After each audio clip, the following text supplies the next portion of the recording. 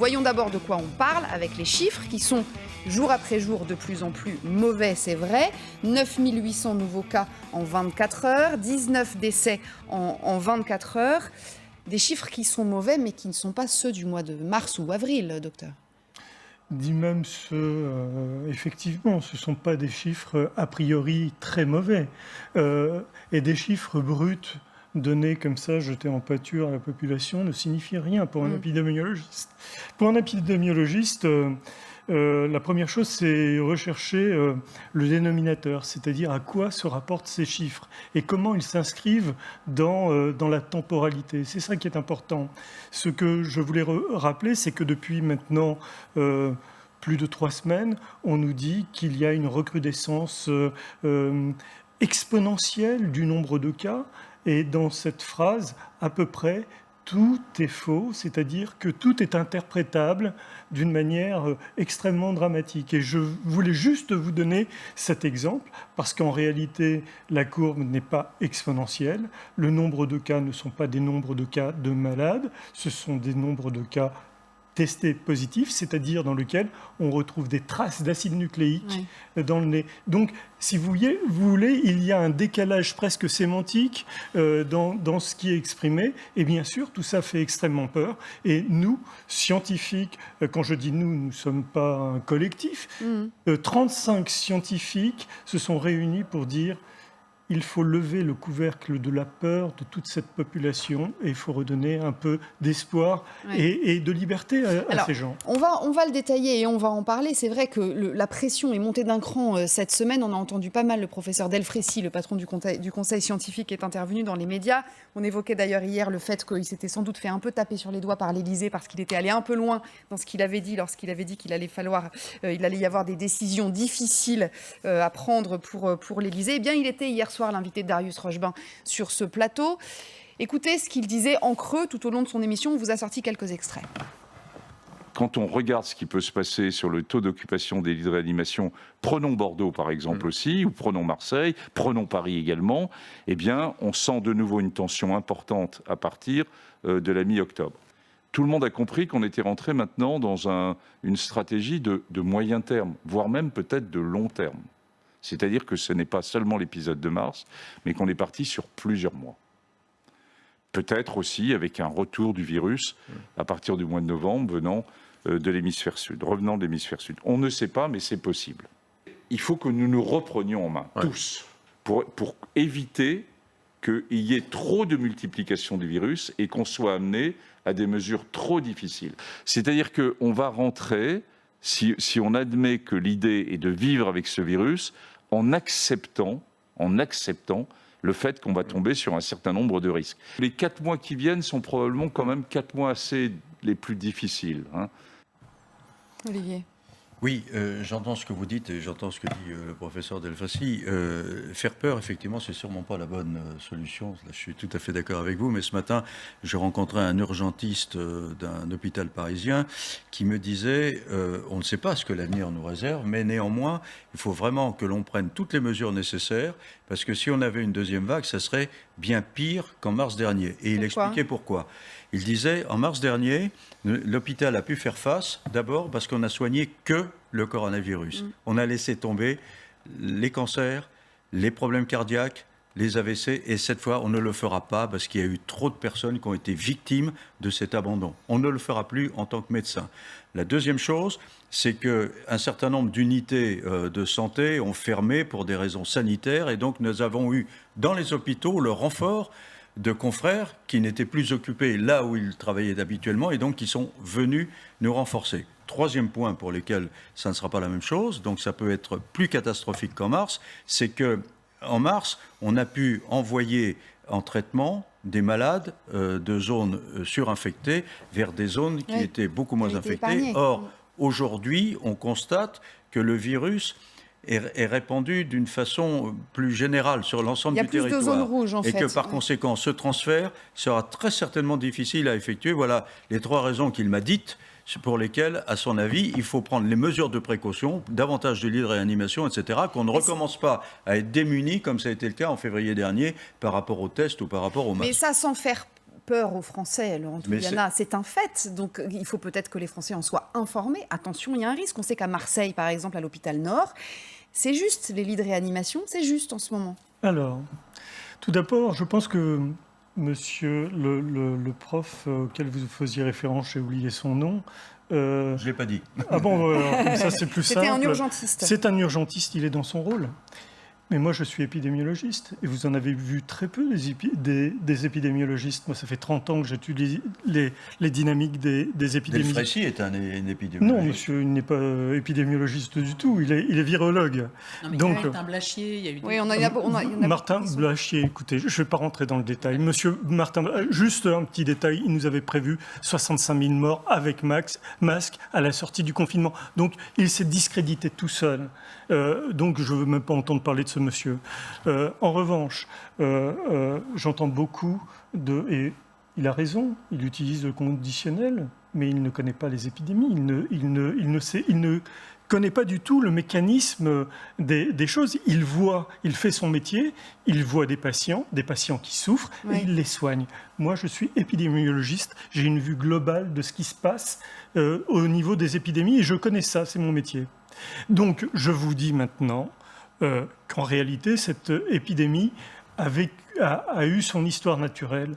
Et cette histoire, si une vague avait dû venir, elle aurait dû venir au moment du déconfinement, parce que au moment du déconfinement, on revenait à l'état initial, c'est-à-dire que 95% de la population était soi-disant non immunisée. Oui, mais on ne pouvait pas se déplacer d'un département à l'autre au moment du déconfinement. Mais de toute Il y a eu façon, beaucoup à Paris, moins de vous aviez mouvements de bien vu qu'à population. ce moment-là, il y avait tout le monde dans les rues, des manifestations, etc. Ouais. La vague ne s'est pas du tout propagée. Il faut donc réexaminer cette théorie de la seconde vague, qui est une théorie fabulatrice, complètement folle, Monsieur qui n'a Toubiana, jamais existé. Vous dites la stratégie de la peur du gouvernement et de certaines sommités médicales n'est pas la bonne, soit. Mais moi, ce que je trouve le plus anxiogène, c'est les contradictions entre vous, d'autres confrères. Alors qu'il faut y croire. Alors exactement, Ben, c'est ça. Mais je vais vous dire. imaginez-vous bien que nous qui ne sommes ni médecins, ni scientifiques, ni épidémiologistes, Nous, on fait ce qu'on nous dit. on fait, et là, vous instillez une forme de confusion. Vous dites dans Non, votre, c'est pas moi dans qui votre- l'instille. dans votre tribune que j'ai lue avec beaucoup d'attention, Mhm. vous dites que c'est ce climat de peur qui fait qu'on n'a plus confiance dans les discours officiels, que ça permet la prospérité des complotismes et le profit des extrémistes. Exactement. Oui, c'est ce que vous dites dans votre tribune. Mhm. Mais moi, en vous écoutant, je me dis, mais qui vais-je croire? Donc évidemment... Ah, croyez les épidémiologistes déjà. Non, mais vous dites ça, mais d'autres nous disent... Ça veut dire- Non, mais on ça est veut- croyez ça les veut dire que- infectiologues. Enfin, Juste vous une comprenez question sur le conseil scientifique, parce que vous dites dans votre tribune, il faudrait soit le supprimer, soit le réformer. Oui, Il y a des épidémiologistes au conseil scientifique ou pas? il y en a, oui. Et alors, ils sont pas bons ou parce Mais que- vous savez, la science se fait sur la base de discussions, mais surtout de transparence. Ouais. Et j'estime qu'il manque énormément de transparence. On doit savoir à qui on a affaire, on doit savoir quelles sont les discussions, mais non, on a juste des résultats, c'est-à-dire une peur qui transparaît partout. En réalité, je peux très bien vous expliquer ce qui se passe, mais la réalité, vous l'avez constaté, c'est qu'on nous a prévu 500 000 morts. Ces 500 000 morts ne sont jamais arrivés. On nous a prévu des vagues. Oui, mais 500 000 morts, c'est énorme. C'est pratiquement la mortalité de la France pendant un an, si vous Donc, voulez. monsieur Toubiana, Donc, pour vous, c'est je peux terminé aller au bout de ce que je dis. Après, on nous a prévu beaucoup de choses absolument faramineuses, des catastrophes qui ne sont jamais arrivées, y compris les multiples secondes vagues qui devaient... Alors, les gens qui se trompent au bout d'un moment, errare humanum est, perseverare diabolicum. Donc, il faudrait peut-être arrêter d'écouter les gens qui se trompent tout le temps. Moi, j'avais écrit avant que l'épidémie arrive en France, j'avais écrit exactement comment ça se passait. Ce texte est en ligne, vous devriez le lire. J'ai décrit exactement ce qui allait se passer, Alors, et ça s'est passé. Monsieur Allez-y, Toubiana, Ava. puisque vous êtes ici en plateau, est-ce que vous pouvez nous dire si d'après vous on est à la fin de cette épidémie? Cette épidémie, de mon point de vue, est terminée. Elle a vécu son histoire naturelle. Cette histoire s'est passée pendant les deux mois terribles, on va dire, entre mars et mai. Et puis là, ce que l'on observe, c'est une lente, si vous voulez, une queue d'épidémie, mais nous sommes finalement dans des cas sporadiques. Ces cas sporadiques existent dans toutes les épidémies et de proche en proche. Comment se terminent les épidémies, à votre avis? Toute seule? Il y a quand même une bonne raison. Les épidémies se terminent lorsqu'il n'y a plus de gens à contaminer. Or, il arrive ici, maintenant. Non, pas du tout. Le vaccin n'a rien à voir là-dedans. Non, le vaccin. Alors, je ne suis pas anti-vaccin. La polio a disparu d'Afrique J'ai grâce au mon vaccin. carnet, mes enfants ont leur carnet de santé tout à fait à jour. Et je ne suis pas anti-vaccin. Je ne suis pas non plus Mais ça veut dire, complotiste ou quoi que ce soit. Laurent Toubira, J'essaye de donner des informations, les informations que je connais, et les donner au plus grand nombre. C'est ça mon... Alors, mon la but. question qu'on se pose là, c'est qu'il y a un conseil de défense, et ce matin, tout le monde s'est réuni pour essayer de voir quelles mesures il fallait prendre, si tant est qu'il faille en prendre. Moi, personne n'est scientifique sur ce plateau, donc on vous écoute avec beaucoup d'attention. Ça veut dire que, selon vous, parce que le gouvernement, il est comme nous, il n'est pas des médecins, à part Olivier Véran, mais ils ne sont pas médecins. Donc au début, ils nous ont dit on ne prendra pas une seule décision sans qu'on ait un médecin qui nous ait validé la décision qu'on va prendre. C'était le fameux pas il y a toujours une blouse blanche derrière chaque décision. Au fur et à mesure, ça a évolué, puisque le gouvernement doit prendre ses décisions en conscience. Est-ce que ça veut dire que là, selon vous, il faudra dire, voilà, maintenant, OK, le masque, c'est pas la peine, les tests, c'est pas la peine, on arrête et on recommence à vivre normalement. Est-ce que c'est ça que vous dites? J'ai dit, les tests sont faits, en fait, que prouvent les tests à l'heure actuelle? On a testé 8 millions de personnes, à peu près, un peu moins. 8 millions de personnes, 97% de ces personnes-là sont négatives. Ouais. Qu'est-ce que ça dit? 97% négatives. Les 3% restants correspondent à peu près à de l'erreur. Si vous avez des enfants, quelqu'un qui vous ramène un 19 sur 20, vous lui dites que c'est bon, c'est très bon ou c'est excellent, 19 sur 20 Eh bien, le test généralisé que l'on a mis en France, c'est 19 sur 20 pour négativité. Donc, moi, j'estime que c'est qu'il y a à peu près 30 à 40% de faux négatifs. Excellent, ça veut dire qu'il n'y a pas de virus qui circule à l'heure actuelle, et ce ne sont pas des malades, ce sont des gens dans lesquels on retrouve des traces de virus. Donc, il faut quand même faire ce distinguo, je l'ai fait dès le début, et il y a très peu de malades, très peu de malades, de vrais malades, il y en a quelques-uns. En fait, ce sont les nombres d'hospitalisations qu'il faut regarder alors. Qu'est-ce qu'une épidémie? Une épidémie, ça fait des morts, et ça fait des malades graves. C'est ça, sinon, une épidémie de rhume, excusez-moi, on peut définir ça, mais pour moi, c'est pas grave. Vous comprenez?